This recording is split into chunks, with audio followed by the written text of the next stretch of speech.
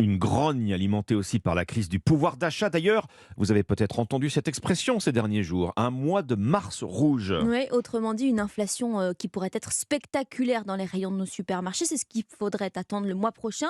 C'est ce que redoutent d'ailleurs des experts de la consommation. Alors, quelle ampleur? C'est ça la question.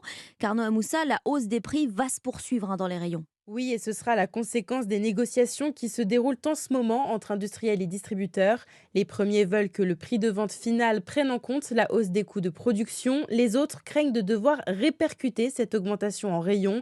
Michel-Édouard Leclerc, lui, parle même de trimestre rouge. Éric Pichet, professeur d'économie à la Kedge Business School. Le temps que la grande distribution modifie ses prix, etc., ça peut se faire sur 2 ou 3 mois. La plupart des acteurs de la grande distribution craignent une hausse importante et donc le mécontentement de leurs clients. Si le gouvernement se veut rassurant, c'est parce qu'il écarte une hausse de 30 à 40%. Mais oui, les prix vont bien augmenter.